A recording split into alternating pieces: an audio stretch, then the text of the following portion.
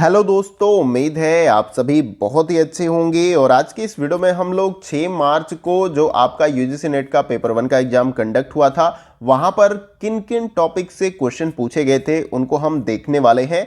6 मार्च को last paper आपका हुआ था, उसके बाद से जो है बीच में गैप था, छुट्टियां थी। उसके बाद से फिर जो है 11 मार्च से पेपर आपका स्टार्ट होगा। आई थिंक 11 मार्च को सोशियोलॉजी का पेपर है।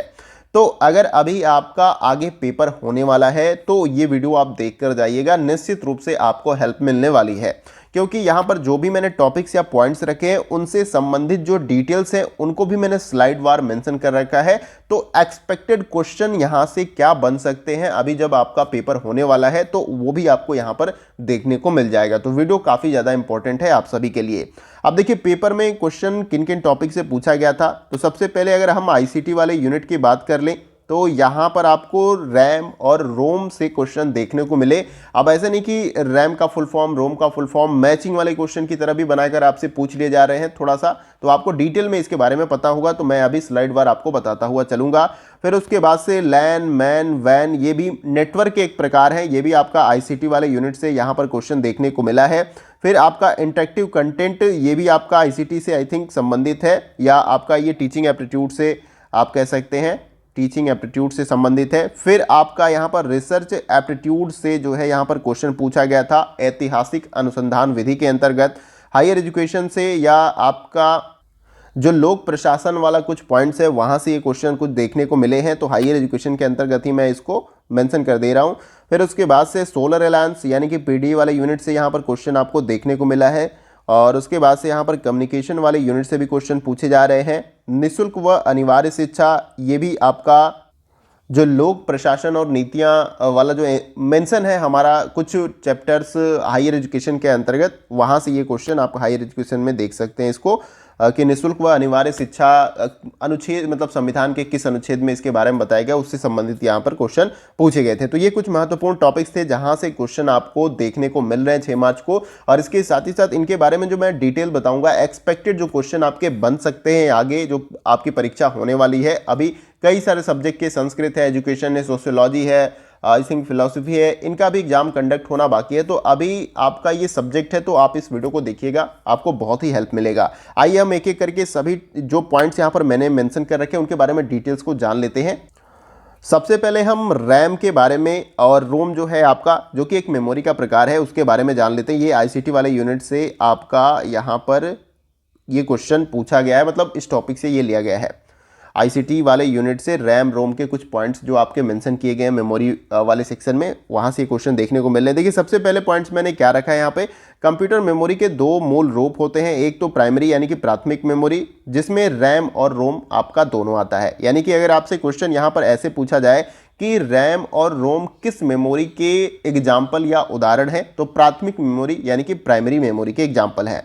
और उसके बाद से द्वितीयक मेमोरी के अंतर्गत क्या आता है, हार्ड ड्राइव, सीडी आदि, फिर पेन ड्राइव आप इनको भी शामिल कर सकते हैं। जो आपका मेमोरी कार्ड होता है वो भी आपका द्वितीयक मेमोरी के अंतर्गत आते हैं, जिसको सेकेंडरी स्टोरेज भी कहा जाता है। हार्ड ड्राइव जो कंप्यूटर चलाते हैं उनको पता होगा हार्ड ड्राइव क्या होता है। सीडी यानी कि यहाँ पर सीडी भी एक प्रकार का इसमें स्टोरेज डिवाइस है जहाँ पर आप कुछ एमबी तक यानी 400-500 एमबी तक के डेटा को स्टोर करते थे। और इसमें एक बार डेटा आपने स्टोर कर दिया उसके बाद से ये इरेजेबल या फिर से इसमें ऐड ऑन ऐसा कुछ सिस्टम नहीं हो पाता था। तो ये द्वितीयक स्टोरेज है, द्वितीयक स्टोरेज के रूप में हम इसका इस्तेमाल करते हैं। बाकी प्राइमरी स्टोरेज के रूप में हम रैम और रोम का इस्तेमाल करते हैं।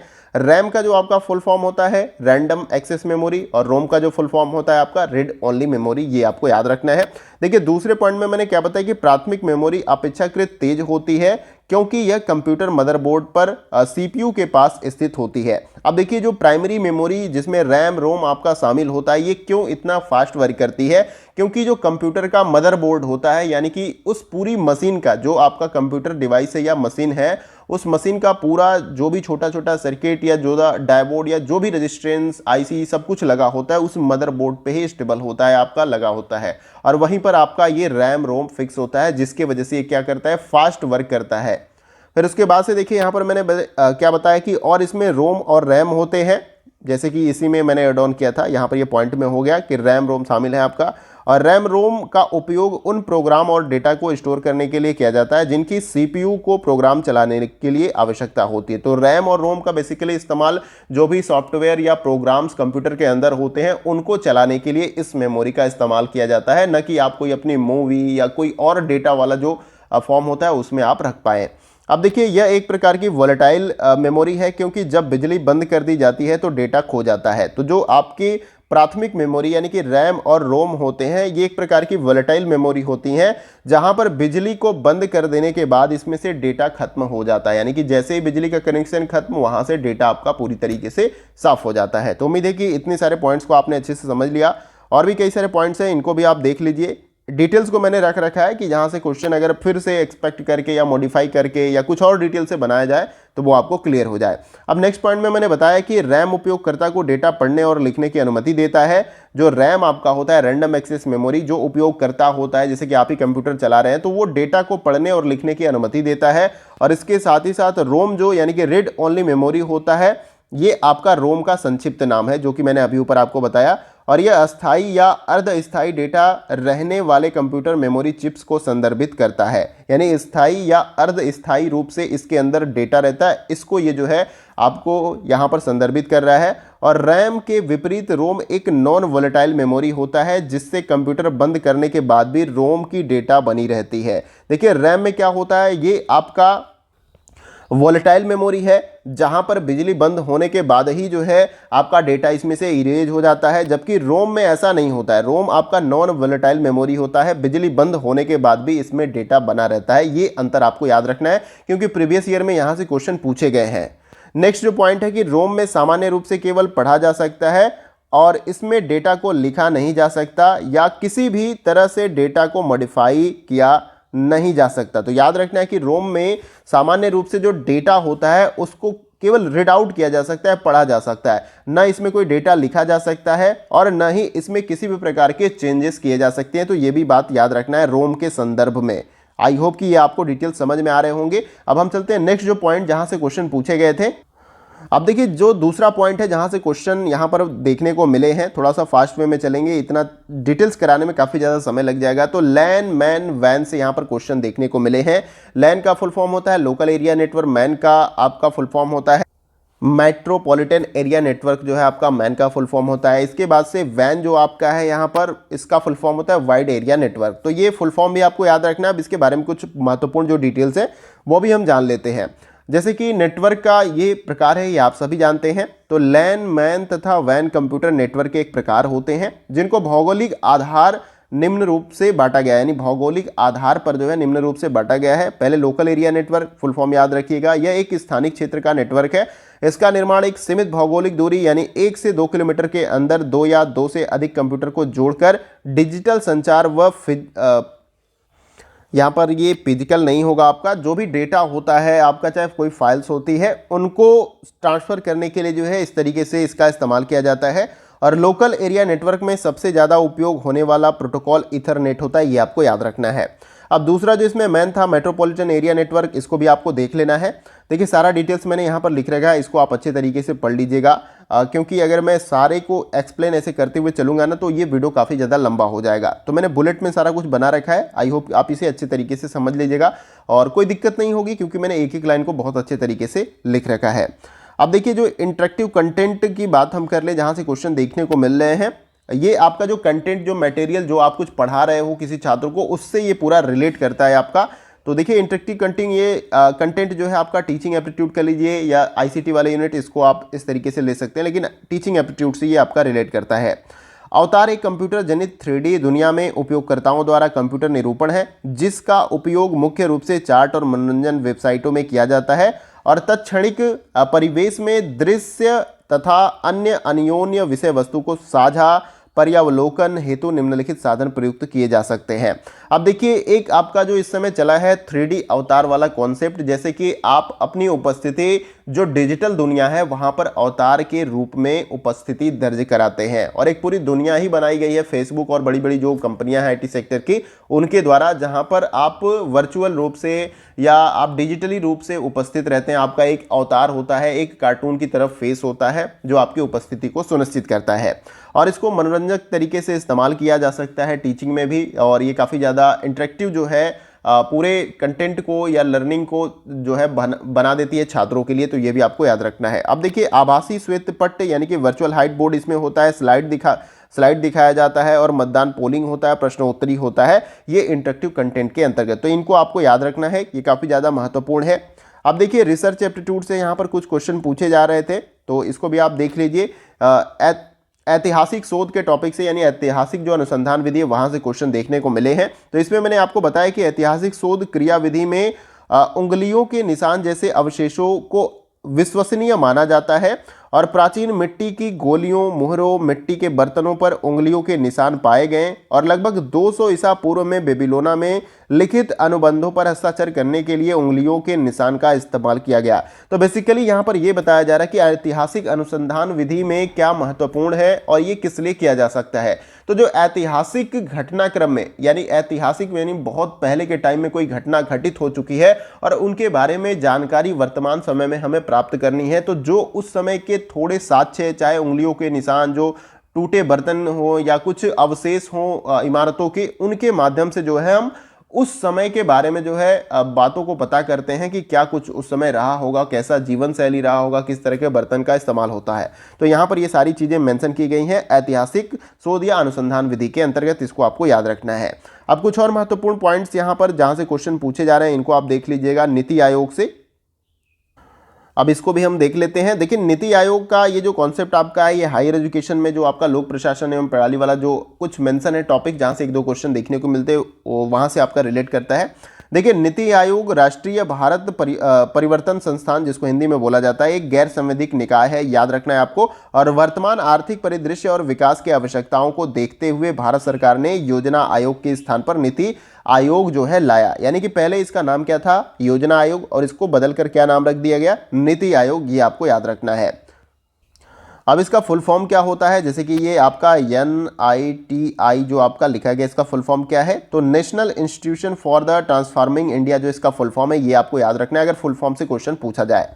देखिए, अब इसमें आगे मैंने क्या बताया, इसकी स्थापना की, ये आपका यहीं से रिलेट करता है। और इसका उद्देश्य निजी क्षेत्र को बाधित किए बिना नीति निर्माण में निजी क्षेत्र की भूमिका को बढ़ाते हुए प्रतिस्पर्धी संघवाद एवं सहकारी संघवाद को बढ़ावा देना है। ये पूरी तरीके से नीति आयोग का काम है। फिर इसकी स्थापना 1 जनवरी 2015 को हुई और इसका मुख्यालय दिल्ली में है, याद रखना है आपको। और इसे भारत सरकार का मुख्य थिंक टैंक भी कहा जाता है, यानी कि देश में क्या कुछ करना है, इसके बारे में सोचना, क्या कुछ हो सकता है, तो थिंक टैंक के रूप में इसको जाना जाता है। अब नीचे और भी पॉइंट्स मैंने मेंशन कर रखे हैं, इनको आप देख लीजिएगा। कुछ महत्वपूर्ण बिंदु मैं बता देता हूं, जैसे नीति आयोग का अध्यक्ष जो प्राइम मिनिस्टर होता है वर्तमान समय में, वो आपका नीति आयोग का अध्यक्ष होता है। जैसे कि अभी वर्तमान समय में नरेंद्र मोदी माननीय जो प्रधानमंत्री हमारे हैं, तो वो आपके नीति आयोग के अध्यक्ष हैं। और उपाध्यक्ष के बारे में पूछ लिया जाए तो सुमन बेरी जो है वर्तमान समय में आपके नीति आयोग के उपाध्यक्ष हैं, ये आपको याद रखना है। बाकी और भी पॉइंट्स हैं, इनको आप देख लीजिएगा, क्योंकि क्वेश्चन कहीं से भी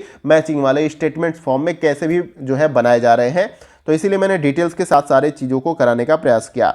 अब देखिए, यहाँ पर नेक्स्ट जो पॉइंट है जहाँ से क्वेश्चन 6 मार्च को पूछा गया था, सोलर अलायंस के बारे में हम जान लेते हैं। और ये आपका पीडी वाले यूनिट से क्वेश्चन यहाँ पर देखने को मिला, पीपल डेवलपमेंट एनवायरमेंट। अब देखिए, अंतर्राष्ट्रीय सौर गठबंधन, जिसको इंग्लिश में इंटरनेशनल सोलर अलायंस बोला जाता है, तो इंटरनेशनल सोलर अलायंस जिसका पुराना नाम जो है अंतर्राष्ट्रीय सौर प्रौद्योगिकी एवं अनुप्रयोग अभिकरण है, अंग्रेजी में इसको international agency for solar technology and application बोला जाता है, ये पुराना नाम है। और नया नाम जो है अंतर्राष्ट्रीय सौर संगठन है, इसको भी याद रखना है। International agency for solar technology and applications सौर ऊर्जा पर आधारित 121 देशों का एक सहयोग संगठन है, जिसका शुभारंभ भारत व फ्रांस द्वारा 30 नवंबर 2015 को पेरिस में किया गया। याद रखना, ये सारे महत्वपूर्ण बिंदु है जहां से क्वेश्चन बन सकते हैं। और यह भारत के प्रधानमंत्री श्री नरेंद्र मोदी जी के द्वारा की गई पहल का परिणाम है आपका अंतर्राष्ट्रीय सौर गठबंधन, जिसकी घोषणा उन्होंने सर्वप्रथम लंदन के वेम्बली स्टेडियम में अपने उद्बोधन के द्वारा जो है किया था, सौर गठबंधन का जो है यहाँ पर कि इसे करना है। तो बेसिकली ये आपका सोलर एनर्जी से रिलेट करता है और ये देश वैसे हैं जहाँ पर पर्याप्त मात्रा में सूर्य की रोशनी मिलती है और एक तरफ से आप कह लीजिए नवीकरणीय ऊर्जा के सोर्स में आगे बढ़ना है और जो फोसल फ्यूल है उनके इस्तेमाल को कम करना है। इस उद्देश्य से जो है यहाँ पर इस अलायंस को बनाया गया। आगे और भी डिटेल्स है, मैं इसमें बता देता हूँ आपको।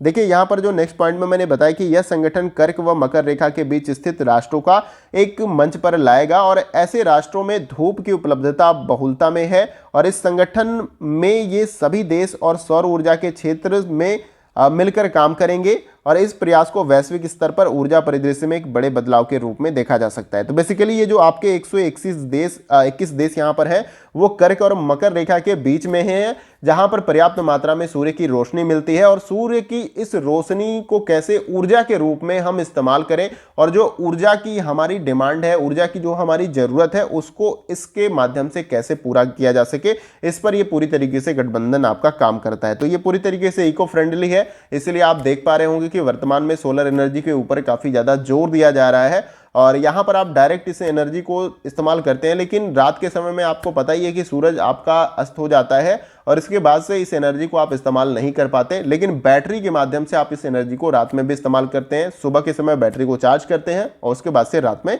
एनर्जी का इस्तेमाल करते हैं। उम्मीद है कि ये भी डिटेल्स आपको क्लियर हो गया। अब कम्युनिकेशन वाले यूनिट से जहां क्वेश्चन पूछा गया इसको देख लेते हैं। प्रभावी संप्रेषण में बाधक कुछ तत्व हैं उनको हम देख लेते हैं। जैसे कि आप प्रभावी कम्युनिकेशन करते हैं तो वहां पर किस प्रकार से फैक्टर कौन कौन से हैं जो बाधक के रूप में काम करते हैं। जो देखिए प्रभावी संप्रेषण में होने वाले अवरोध शारीरिक अर्थगत ये होते हैं। देखिए ये आपका अर्थगत होगा, अर्थगत, सांस्कृतिक, संवेगात्मक, प्रत्यक्षिक इत्यादि होते हैं और इनका सही अनुक्रम शारीरिक, प्रत्यक्षिक, संवेगात्मक और सांस्कृतिक व अर्थगत आपका होता है। तो प्रभावी संप्रेषण में जो है कुछ अवरोधक के रूप में आपका काम क्या करता है, शारीरिक। अगर आप शारीरिक रूप से स्वस्थ नहीं है तो भी आप कम्युनिकेशन अच्छा नहीं कर पाएंगे। अर्थगत आपका जो होता है यानी कि आपकी जो बात या जो शब्द होते हैं उसमें कोई अर्थ अच्छा ना हो तो उसके वजह से भी आपका ये बाधक के रूप में काम करेगा। तो इसी को ये क्रम से आपने यहाँ पर मैंने लगा रखा है। तो सबसे पहले क्या आता है, शारीरिक आता है, प्रत्यक्षिक आता है, संवेगात्मक आता है और सांस्कृतिक आता है और अर्थगत आपका आता है। इसे आपको याद रखना है। अब देखिए क्रम से ही पूछा जाता है, क्रम में लगाओ इसे, तो ये क्रम आपको याद रखना है, कौन, यहां से लेके यहां तक। और आगे देखिए इसमें मैंने बताया कि संचार या प्रभावी संप्रेषण प्रक्रिया द्वारा एक व्यक्ति से अन्य व्यक्तियों को सूचना प्रेषित की जाती है और इसमें विचार व सूचनाओं का आदान प्रदान किया जाता है और उसे प्रभावी संप्रेषण कहा जाता है। यानी संचार के बारे में आप सभी को पता है, जैसे कि मैं भी आपसे संचार कर रहा हूं तो आप मेरी बातों को सुन पा रहे हैं, लेकिन जब आप अपने दोस्त से मिलने जाते हैं और आपस में आप दो लोग कम्युनिकेशन करते हैं या एक ग्रुप में भी कम्युनिकेशन करते हैं तो वो भी एक संचार होता है और संचार के अलग अलग टाइप्स भी जो है बताए गए हैं, जहां पर आप अपनी सूचनाओं को क्या करते हैं, प्रेषित करते हैं, ट्रांसफर करते हैं दूसरे व्यक्ति तक। वो भी अपने मनोभाव या अपनी फीलिंग्स को भी बताता है। तो इन्फॉर्मेशन हो सकता है, अपने भावनाओं को जो है बताना, मतलब बहुत सारी चीजें होती हैं उसमें कम्युनिकेशन में, तो इनको आपको ध्यान में रखना है। तो उम्मीद करता हूं कि ये प्रभावी संप्रेषण में बाधक भी आपका क्लियर हो गया। अब ये जो आपका निःशुल्क व अनिवार्य शिक्षा है इसको भी देख लेते हैं। यहाँ से क्वेश्चन पूछा गया था तो ये संविधान में कहाँ पर इसकी बात की गई है, किस अनुच्छेद में, इसको हम देखते हैं। तो निःशुल्क व अनिवार्य शिक्षा के बारे में क्वेश्चन पूछा गया था।